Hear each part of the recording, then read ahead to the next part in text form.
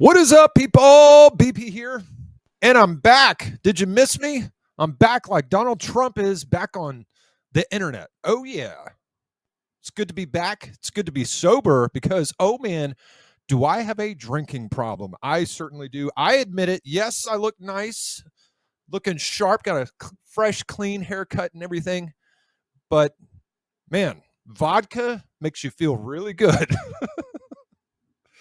Anyways, I am not condoning drinking. Okay, nobody should drink. We should all be sober.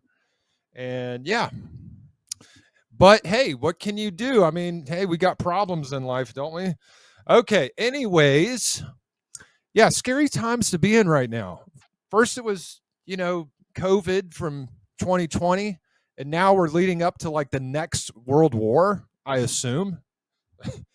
And it probably won't last long because they're going to blow up the entire world to smithereens. I mean, there's not going to be any of us here. Like, whoo! I hope Jesus comes back soon. And yeah, great time to get your act together right now. Okay, so get it together.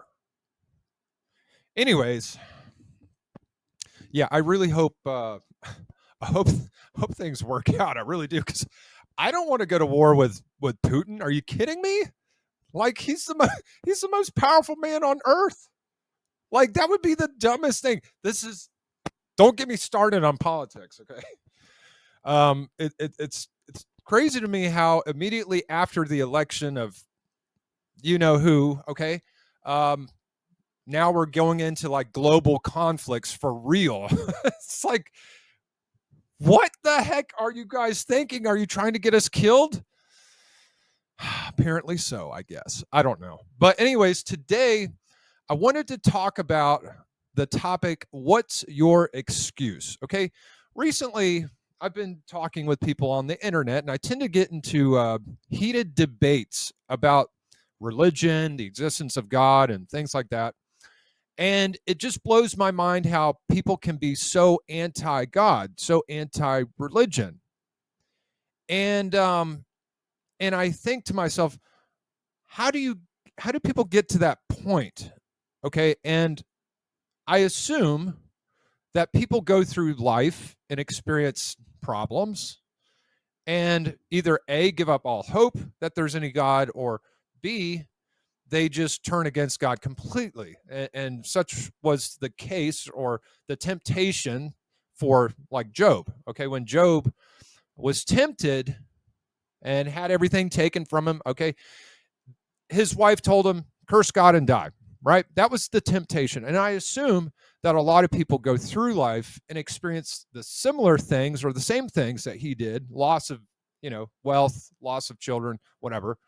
Um, and that's it. That's when they say, I'm done with this religious thing, and they walk away. That's my assumption with most people who don't believe. Um, that's tragic. I mean, it's truly tragic, and God forbid that happens to anybody I know or even myself. I don't ever want to go through life without God. I mean, He's our shepherd. We need Him. Okay, in this life and the next. But I wanted to talk about what's your excuse. And what do I mean by that? What's your reason why you don't believe? Is there not enough proof? I mean, is there not enough miracles? I'm just wondering. And who am I? I'm nobody. I'm a random guy off the internet. Okay, but really, what is your excuse? Why don't you believe? And I'm going to talk about family here in just a moment for illustrative purposes. And I don't mean to throw anybody under the bus. So if you are family watching this, I do apologize. Okay, I have nothing but love for you. But, I think about my uncle. When my grandmother, Lavon, when she was dying, okay, she had some rare disease. They think it was Lou Gehrig's, okay? She lost all of her motor and sensory skills, okay? She couldn't do anything. She was like laying in bed and like drilling on herself and that type of thing. Went mentally insane.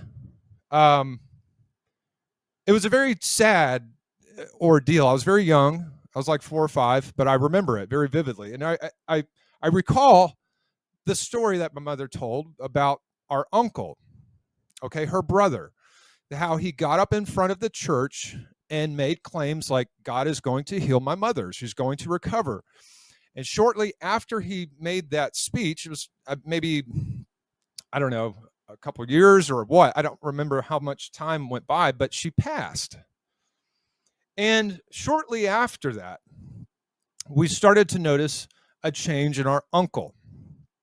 He started to become agnostic, or he would say he was agnostic. And then finally, he just said he was a full blown atheist. Okay. And from that point on, it influenced his own children. And now his children are atheists. Very sad. Very, very sad. And I don't know what to think about it, and I just pray for them that they get it together and they change. And there's really no such thing as an atheist. In all retrospect, there is no such thing as an atheist. There's no way that you cannot believe that there's a God. There's no way, because there's too much evidence. You can't even breathe without his direct divine intervention. Like, the very fact that you're living and breathing and watching me is full proof that there's a God. That's just the way it is. That's why the Bible says there's no excuse. Romans chapter 2, I think. So that's my question. What is your excuse? What do you need to be convinced that God is good, that God loves you, and that God is going to work things out? Like, I get it. We went through COVID. People were offing themselves and jumping off buildings. Stephen Bing, I remember Stephen Bing. He did Kangaroo Jack. He jumped from the building of his apartment. Okay. I've seen a lot of tragedy and possibly a world war coming. I don't know. Right? We've got like a lot of stuff going on right now. And it's very, very bad. It's not looking good, right? But God is still going to work it out. Okay, I was telling a friend of mine this, a few months ago. I said, you realize, like, I don't know, it was like 500, I think we lost 500,000 US soldiers in World War II, but not a single tank was on American soil. And we had about 300 million, I think 300 million Americans living at that time in America. Not a single U.S. city was destroyed. We didn't lose but only 500,000 soldiers. So the point was, life still went on. So things still progressed normally for a lot of people. Yes, there was a world war, okay, whatever. But they got through it. God still worked it out. The world still stands today and survived a cataclysmic event like that. So even though, yeah, we might be going through something. I don't know. I hope Jesus takes us. But we're going to get through it. Okay, we're going to get through, all right, bad leadership in government. We're going to get through the problems that we're seeing right now, like the border being open and stuff. Like, I just read that there's kidnappings going on there in Mexico because of the drug cartels. What? All these things could have been solved had we just had the right leadership, just people doing their jobs. But anyways, that being said, what's your excuse? What do you need in order to believe? Okay, I've covered on my channel that there's been demon possession, right? That alone is like proof. Okay, when you look at the fact that people get possessed, and men like, I can't remember his name, Bob Larson. Men like Bob Larson come along and say, in the name of Jesus, come out. And they command this demon to come out. How are you still not convinced? And that tells me they are convinced. They are convinced. And the fact that they are convinced leads me further to believe that they're rebellious. They don't want to submit to God. They don't want God to be in charge. That's what it is. They don't want that. That's why Jesus said, if the world hates you, you know that it hated me before it hated you. So it's a very serious problem, because if they hate God, they're going to hate those that love him. And so, yeah, that's the way it is. Can't do anything about it. I mean, you're going to hate the guy that takes care of you, gives you fresh air to breathe and water to drink, gives you a family. Okay? Whatever it is that you can count as a blessing, he's done that for you. And that's not good enough. But, I don't know. I wonder. Tragedy tends to lead to atheism, unfortunately. And you can't stop tragedy. There's nothing you can do about tragedy. Tragedy happens. But you have to be intelligent enough to say, the Lord gave, the Lord has taken away. Blessed be the name of the Lord, and just stick with it. That's what you have to do as a Christian, is to just stick with it, no matter what. Because the Bible does say all things work together for good to them that love God. That promise is only for people that love God. That's not for people who don't. Notice it says them that love God. So, if God's going to work things out, don't worry about it. Don't worry about bad stuff going on. Don't worry about mistakes you've made. I don't know. Whatever it is that you worry about, don't worry about it. It's not a big deal. All right. And today I wanted to not only just talk to you guys about that topic. What's your excuse? What is your excuse? If you have an excuse, what is it? What is it? Tell me. I want to know. Let's talk about this. Let's genuinely have a conversation. Why do you not believe? And but yeah, also I wanted to show you guys this incredible video by Peter Hitchens. And if you don't know who Peter Hitchens is, let me give you a brief breakdown. Peter Hitchens is a great mind. He's very well known because of his brother, honestly. His brother is Christopher Hitchens, who passed away a few years ago. He was a very popular atheist who, yeah, I mean, he was a very popular atheist who was an author and a speaker, and probably one of the most gifted public speakers I've ever heard. But his brother is as well, and that's who he is. So I'm going to introduce you to Peter Hitchens, one of the coolest guys I've ever heard, and I wanted you to listen to him. And he basically explains in so many terms and also insults his audience. Insults them because they're snakes. But he explains that God does exist, and, well, there's basically reasons for why people don't believe. And I wanted to explain and let you hear that for yourself, not just from myself, but also from Mr. Hitchens over here, who you'll have to research him, who he is. He's a very intelligent, God-fearing man. And yeah, just take a look and check this video out. I just wanted to share it to you and put it on record on my channel in case this ever goes away. So yeah, so this will forever be enshrined on the internet. Okay, here we go.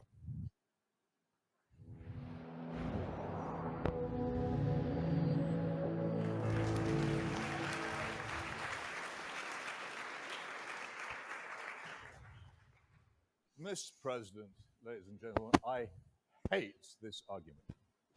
I don't know if we can hear this. Let me see if I can turn it up so you guys can listen. Okay, take it away, Mr. Hitchens.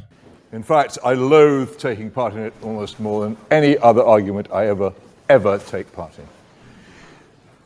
For why? Because I have to come up here and defend the religion of love, brotherhood, peace, justice, and turning the other cheek rather than kicking the other guy in the crotch. By the way, if you notice here in his speech, some of the most despicable, evil men that this planet has ever seen is sitting right here in this audience. I'm not going to tell you who they are. You don't need to know their names. But I'm just pointing them out to you. Some of the most evil, despicable demons that the planet has ever seen is right here in this audience. And watch how he delivers his message. And I have to listen. I have to listen while I'm doing it to these gentlemen who remind me constantly of the most irritating, infuriating, revolting person I ever knew, namely my adolescent self. Honestly.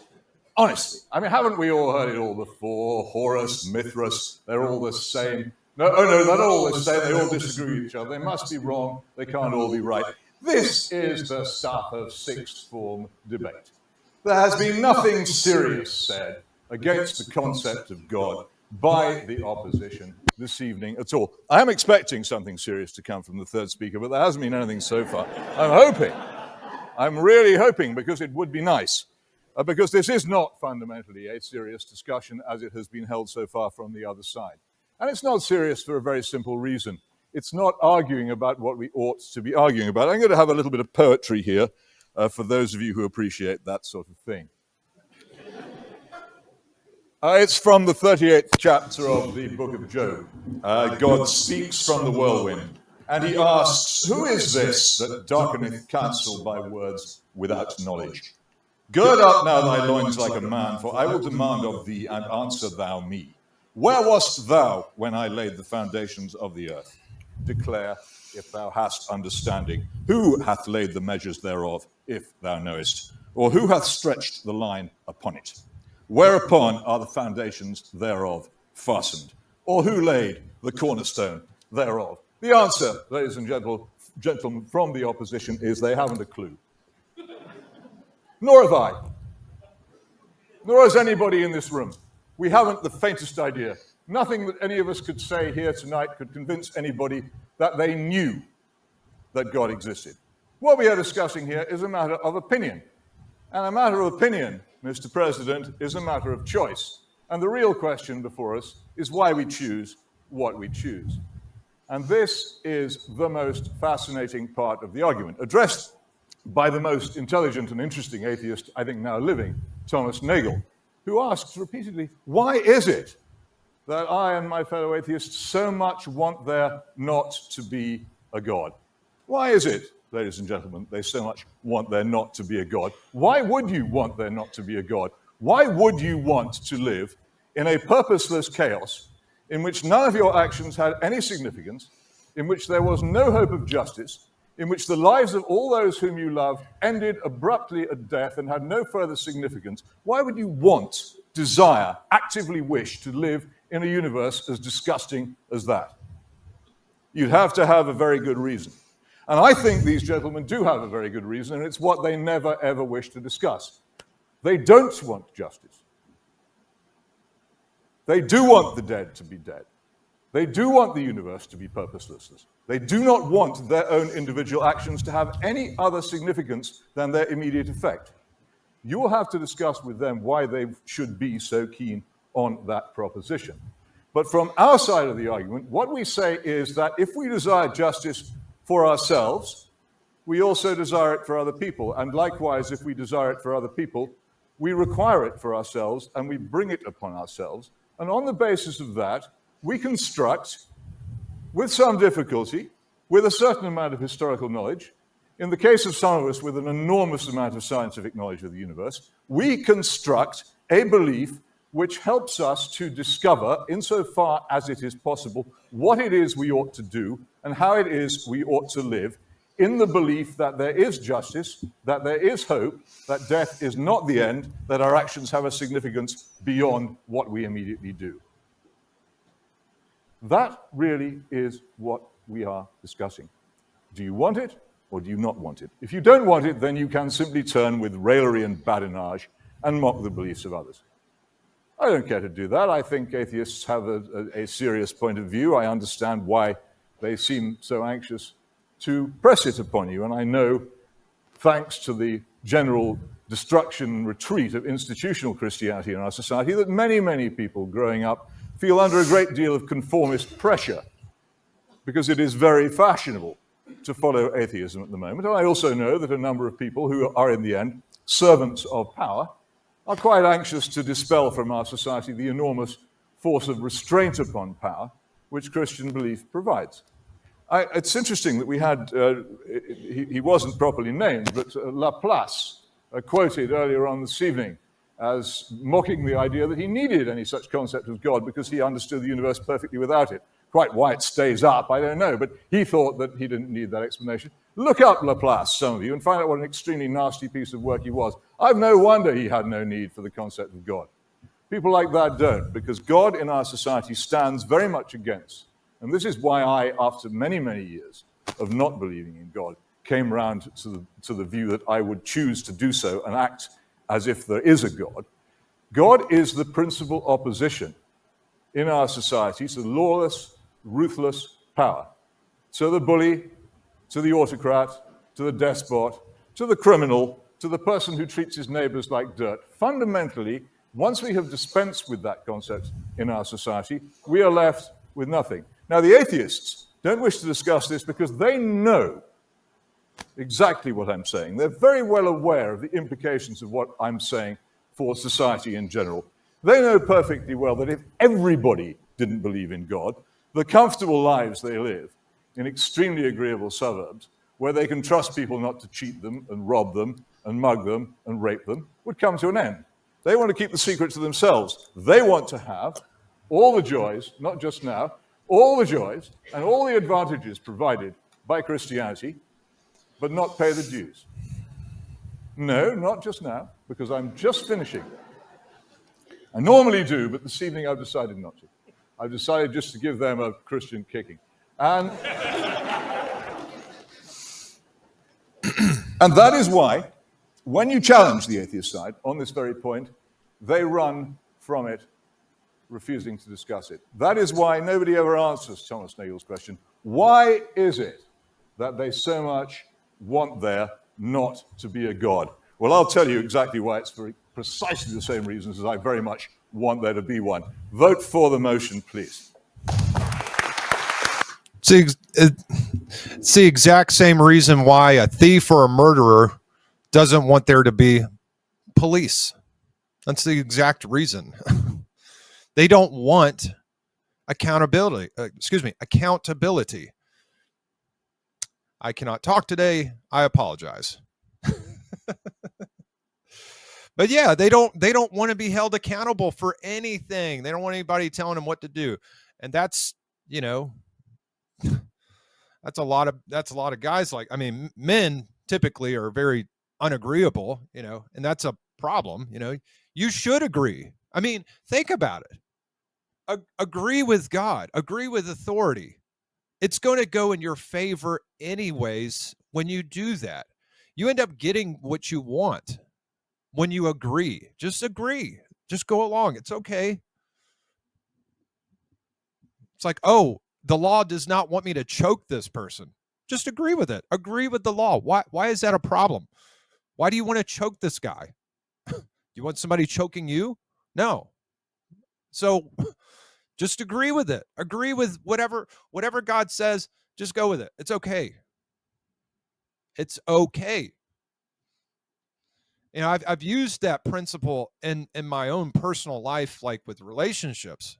When you just agree with people, and also with business, like when it comes to like work ethic, agreeing with the boss, agreeing with people in charge, it usually works for you. It's when you're not agreeable that it does not work for you. This is why men are typically in jail. Okay, the vast majority of the population of prisoners are male. And that's because men typically are unagreeable. They don't agree. That's a problem. Okay, that they resist arrest. Okay, when the police has the guy down and he's like telling him, stop resisting, because if the guy would just stop resisting the police, guess what? Things go better. You end up getting what you want in the end. Okay, like be happy that you're not in charge. Be happy that you're not the guy in charge, because guess what? That's a lot of responsibility. That's a lot of problems that you have to deal with. It's okay that you're not in charge. Stop resisting. But that's the problem. That's the problem. People keep resisting. All right. And yeah, I mean, agree with God. That's the key to life, key to happiness. Just agree. All right. So, guys, thank you so much for watching and listening. I do apologize for my bad jokes and my my terrible ability to speak English. You know, gosh. Um, I wonder what that stems from. Maybe mild retardation is probably what I have. I don't know. I need to go get evaluated by a psychiatrist or something. All right, guys. Thanks for watching. Leave a comment, share this video. Let me know what you think. Any questions that you have, please let me know. And yeah, by the way, I'm going to be posting more Dr. Peter Ruckman stuff, bro. Oh yeah, it's coming soon, man. And yeah, you guys have a wonderful day. And sorry, I haven't been posting a lot because, well, I have a life and I have a beautiful girlfriend that I adore.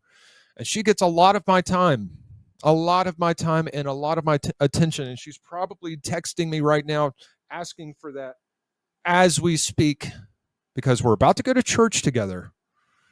It's going to be great. All right, guys, you have a wonderful day. Thanks for stopping by. I am BP signing out, bro.